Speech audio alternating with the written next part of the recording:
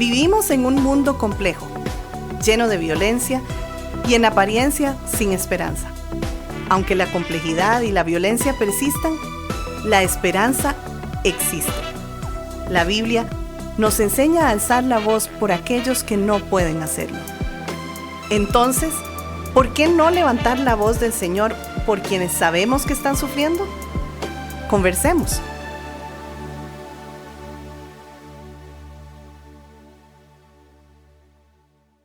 En el podcast anterior hablamos del punto de no retorno en el contexto de la violencia doméstica.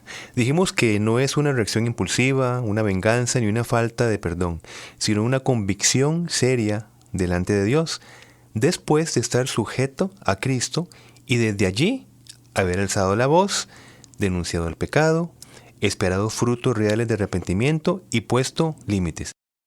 Pero no toda decisión firme nace de esa claridad, es decir, de ese estado de punto de no retorno. A veces una víctima se aleja porque ya no puede más, porque se apagó emocionalmente o porque aprendió a sobrevivir desconectándose. A esto le llamamos alejamiento defensivo o, de forma más técnica, exclusión defensiva. Se refiere a una forma de protegerse del dolor, pero no necesariamente desde una convicción formada delante de Dios, con sabiduría y estabilidad interior. Por eso, en este episodio queremos distinguir entre el alejamiento defensivo y el punto de no retorno.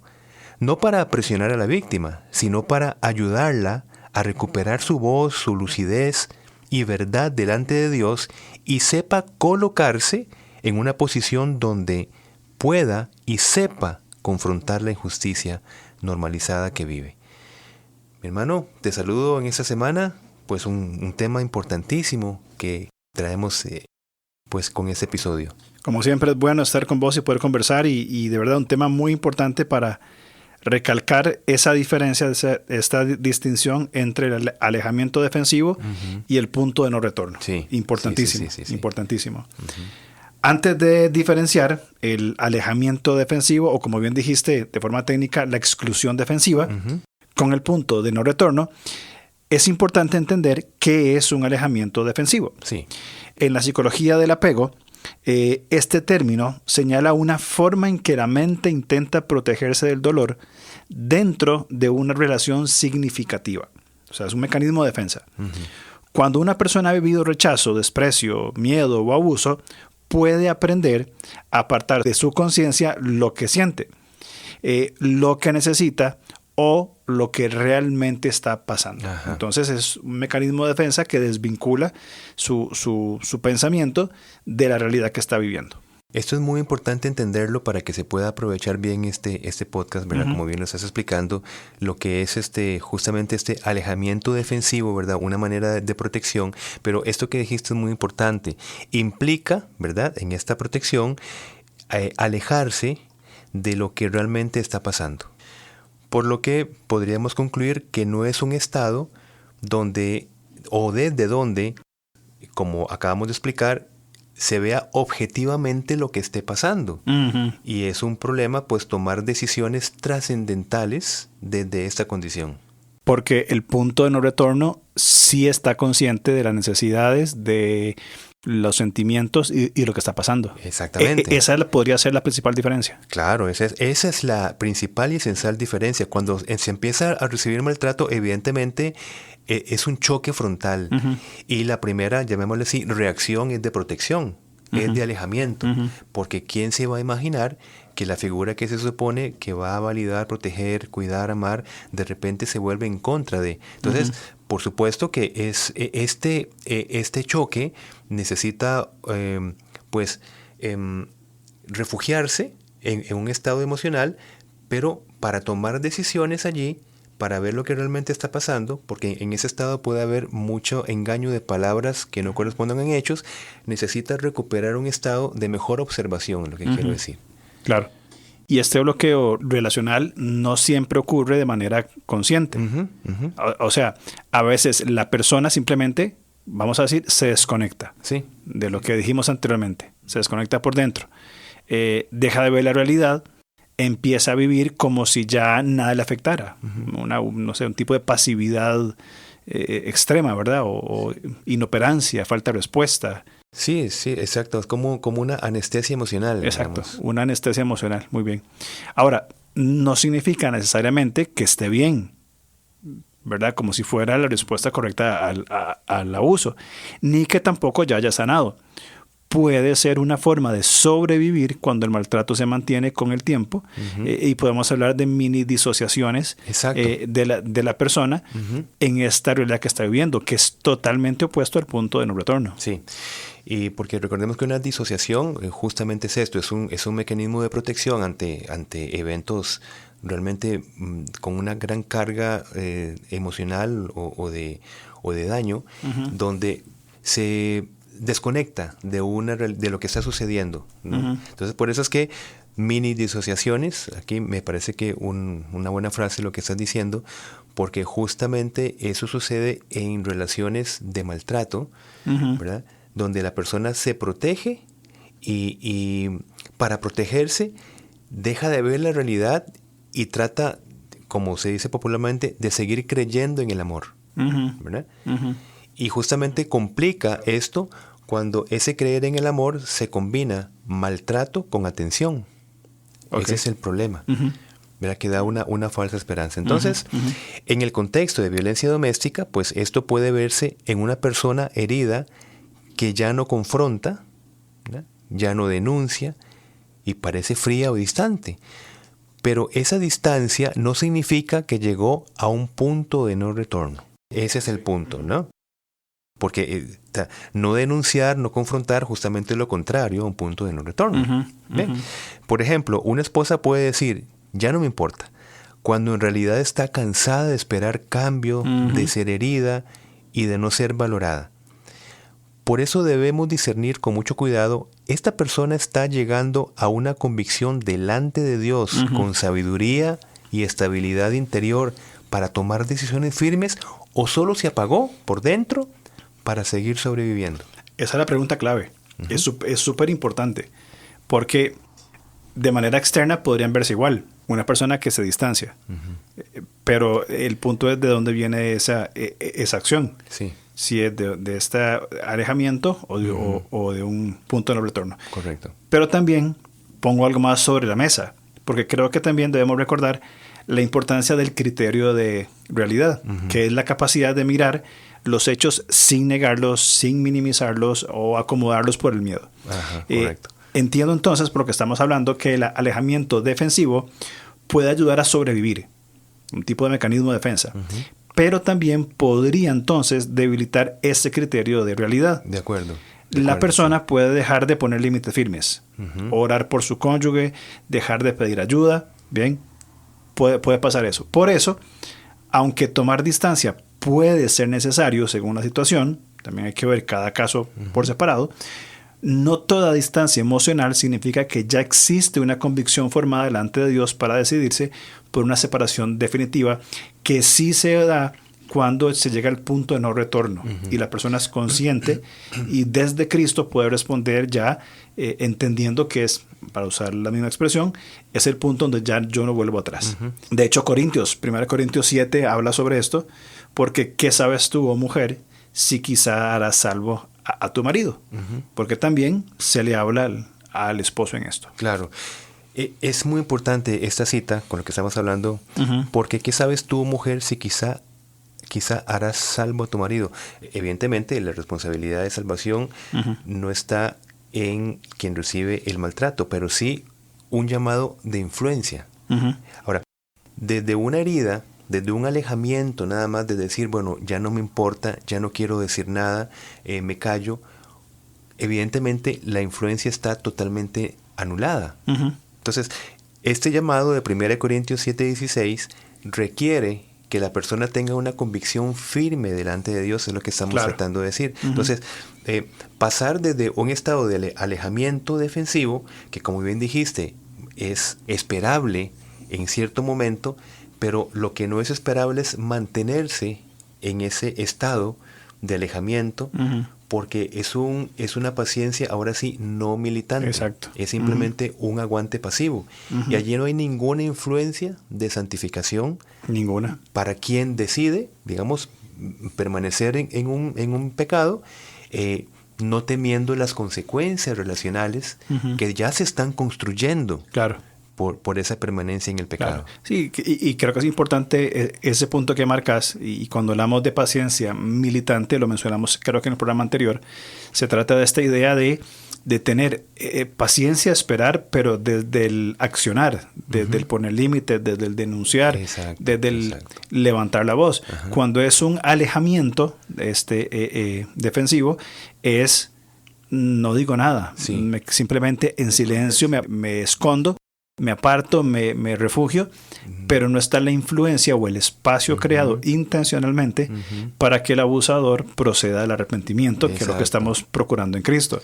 Sí. Entonces, no solamente nace desde motivaciones incorrectas, como un mero mecanismo de defensa, sino que no se crea el espacio para el arrepentimiento, que es sumamente importante en este periodo de una potencial separación. Exactamente, sí, porque no se expone la verdad, la verdad vivida a través de los límites, ¿verdad? Porque hay una relación, los límites cuando vienen de principios bíblicos, pues un límite es una exposición de la verdad de Dios. Correcto. Y eso ya tiene un periodo de influencia para arrepentimiento en la otra parte. Exactamente. Ahora, marquemos algo también. Quien sufre no es culpable por tomar distancia emocional. Exacto, eso es muy importante eso. Sí. Es bien marcado esto, ¿verdad? No es culpable, porque en una relación de maltrato asimétrico, protegerse es necesario. Cuando hablamos de maltrato asimétrico es donde ya no es una discusión uno a uno, sino que ya hay un patrón y una distancia marcada de abuso de uno sobre el otro, ¿verdad? En este caso es necesario para protección y para salvaguardar la vida de la persona. Lo que sí estamos distinguiendo es que una cosa es separarse para estar a salvo, como en un caso asimétrico, y otra es decidir una separación definitiva en ese estado que implica que el corazón está apagado, que el corazón está herido, que se está ofuscado y por supuesto que no hay una estabilidad para discernir qué es lo que corresponde. Entonces es seguir marcando bien claro de qué hablamos con esta forma de alejamiento. Bien, que no es quedarse y seguir sufriendo maltrato asimétrico, pero tampoco es un accionar desde el punto de no retorno. Sí. Por eso se necesita acompañamiento bíblico para salir primero de un alejamiento emocional defensivo y así poder mirar con más claridad qué pecado se ha cometido, si es causal de divorcio, ¿verdad? Qué patrón se ha sostenido, qué ayuda se ha buscado y si hay o no fruto verdadero de arrepentimiento, luego de colocarse límites firmes. Y con esto, pues, también la otra cara de la moneda, no estamos instando al aguante. Es decir, como decir, bueno, tiene un daño, ¿verdad?, específico, entonces, aléjese, pero desde ese alejamiento no tome ninguna decisión. Y la decisión es, vuelva otra vez a su relación de abuso. No es en casos específicos, porque hay casos donde tal vez la gravedad y la amenaza del maltrato requiere definitivamente una separación definitiva y en el acto, ¿verdad? Cuando hay amenaza de muerte, pero no es el común que nosotros con lo que nosotros nos relacionamos, ¿verdad? En los casos matrimoniales con los que tenemos no es el común. Lo que quiero decir es que puede haber una herida por mala atención, por descuido relacional, etcétera. La persona está herida. No por sentirse herida, lo que quiero decir, ahí se va a tomar una decisión ya de separación definitiva. Exacto. Bien, porque antes se necesita que ese pecado sea confrontado para dar tiempo de fruto de arrepentimiento. Claro. Eso es lo que estamos tratando de decir. Ese tiempo de gracia que nuestro Señor inclusive nos da a nosotros mismos. Tiempo de gracia, pero cuando se influencia con la verdad. Exacto. De acuerdo. Ahora, también tenemos que mirar al ofensor con cuidado, por supuesto, pero sin justificarlo.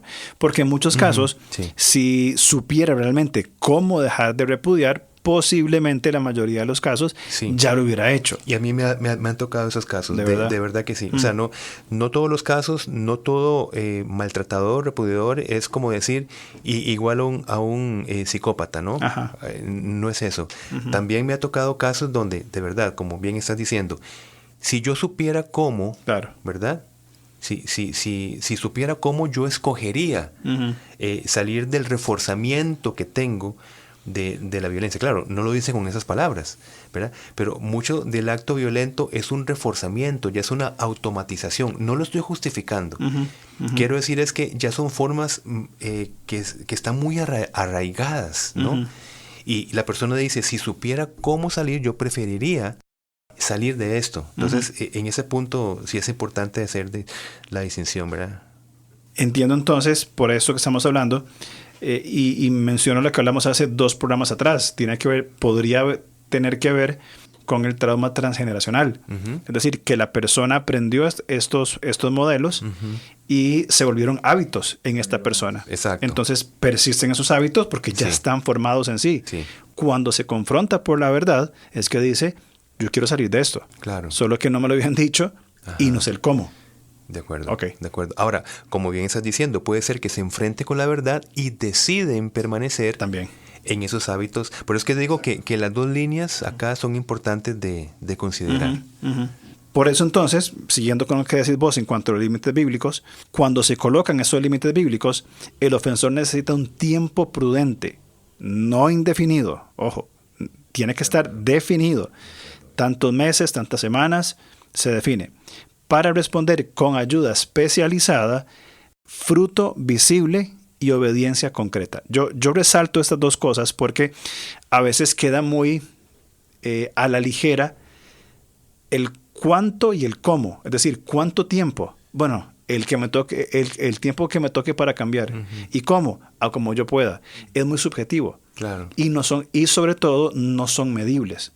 Entonces, cuando se da ese tiempo prudente, yo creo que hay que establecer acciones que tengan medidas. Ok, ¿cuánto tiempo?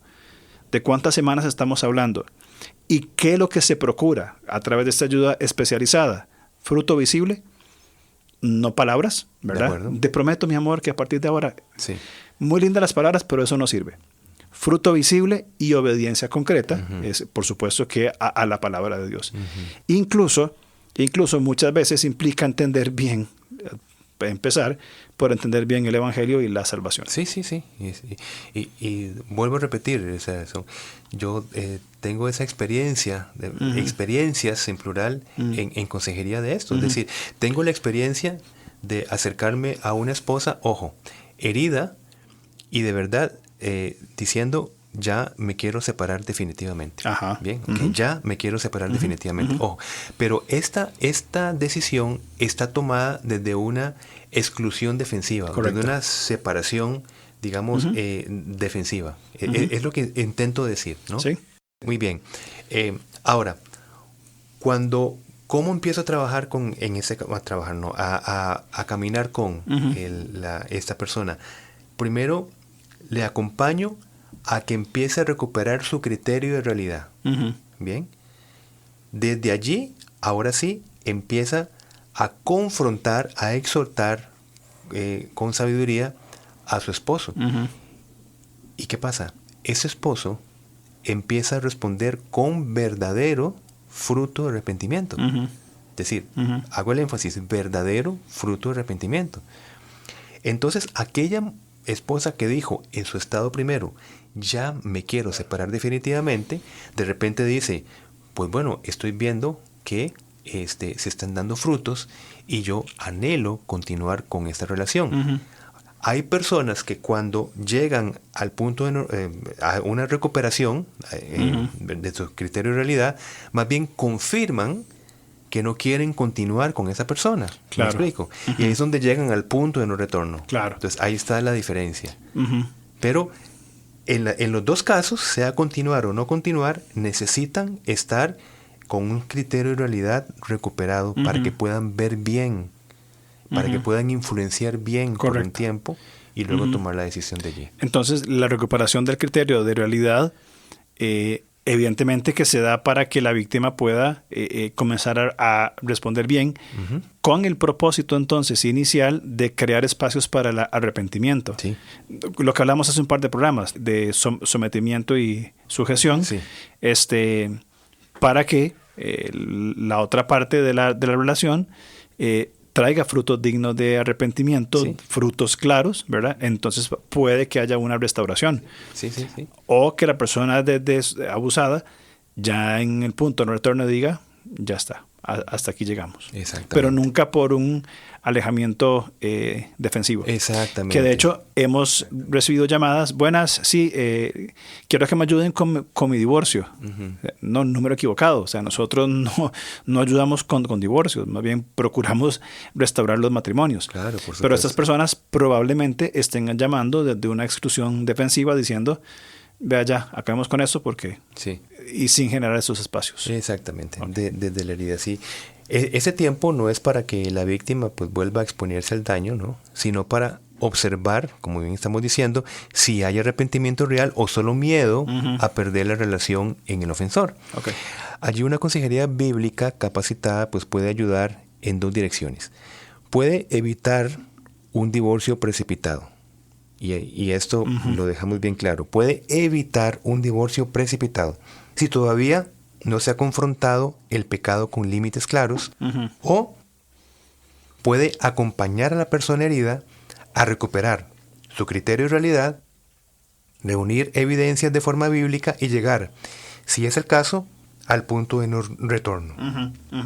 Claro, porque eso es muy importante, porque sin esta convicción delante de Dios, una decisión tan seria como un divorcio puede quedar acompañada por la culpa, por las dudas o la pregunta dolorosa si se actuó solo desde la herida. Exactamente. Por eso es muy, muy importante esto que has mencionado de evitar un divorcio precipitado. Es clave.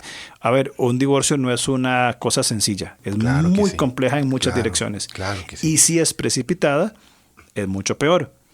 Y además acompañar a la víctima entonces en la recuperación de su criterio de realidad. Sí, muy importante, porque, como bien estás diciendo, si se toma la decisión desde la herida y no desde una convicción con reunir evidencias bíblicas, esa decisión acompañará a la persona como una culpa. Exacto. Y como estás diciendo, actúe de manera correcta. Pero cuando se toma una decisión de separación definitiva desde el punto de no retorno de una convicción bíblica, ya los ataques de culpabilidad, más bien que recibirá ya del excónyuge, ya no tendrán, consecuencias en la persona. Que dice, yo sé la decisión que tomé, cómo la tomé y el proceso para llegar a esta decisión.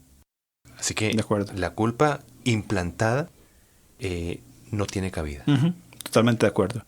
Con todo esto, creo que el punto es mostrar la diferencia, que nos parece muy necesaria, entre el alejamiento defensivo y el punto de no retorno.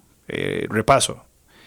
Alejamiento defensivo puede llevar a una persona a alejarse de su cónyuge por estar herida, cansada y apagada por dentro. Sí. Un mecanismo de defensa donde simplemente se apaga y no responde.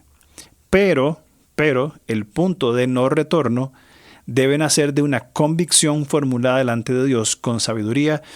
Hablemos de estabilidad interior, límites claros, evidencias reales de un repudio sostenido. Es decir, no es una separación o un divorcio precipitado, sino fundamentado en las Escrituras. Bíblicamente aquí tengo estas pruebas, 1, 2, 3, 4, 5. Estoy clara, ok, entonces procedemos a esto.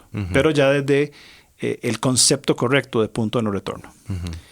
No estamos llamando a la víctima a soportar maltrato. Eso siempre creo que debería ya quedar como, ¿verdad? Como algo establecido de que eso va a ser así. Sino a ser acompañada para protegerse, recuperar su criterio de realidad y discernir bíblicamente su situación. Porque otra vez, si definen la situación por lo que le dicen otras personas, por criterios propios, pueden que parezcan buenas cosas, pero no están fundamentadas en la verdad. Por eso es muy importante este discernimiento bíblico. Sí. De hecho, Santiago 1.5 nos recuerda que cuando hay falta de sabiduría, ¿qué tenemos que hacer? Pedirle a Dios y Él le dará abundantemente y sin reproche. Entonces, es un acudir constantemente al Señor. Y nada más termino con esto. En un tema tan serio como la decisión de una separación definitiva, no basta con decidir desde el dolor o la desconexión. O sea, no se puede hacer así. a menos que peligre su vida. Claro. Ya estamos hablando de un caso Exacto. extremo, asimétrico, muy específico, correcto. Por tanto, necesitamos caminar en verdad delante del Señor. Este caminar con el Señor va a ser elemental, fundamental, determinante para proceder a acciones desde un fundamento bíblico, desde el punto de no retorno, y desechar cualquier intención de exclusión defensiva. Sí. Bueno, y precisamente en el próximo episodio, pues hablaremos, si Dios lo permite, de cómo una persona puede empezar a salir de un alejamiento defensivo para recuperar su voz, claridad y dirección delante de Dios. Entonces, pues los invitamos para que nos acompañen la otra semana, si Dios lo permite. Entonces, hoy hablamos de lo que es el alejamiento defensivo, marcando la diferencia con un punto de no retorno. Exacto. Y la próxima semana, cómo una persona puede empezar a salir del alejamiento defensivo. De acuerdo. Ok, buenísimo entonces. Sí. Ok. Entonces, próxima semana. Claro que sí. Del alejamiento defensivo a la ayuda idónea. Importantísimo. Perfecto. Sí. Entonces nos vemos. Si Dios lo permite, muchas gracias. Chao. Gracias por escucharnos. Estamos listos para seguir conversando a través de nuestras redes sociales. En Instagram, búsquenos como @levantacr. En Facebook, como LevantaCR.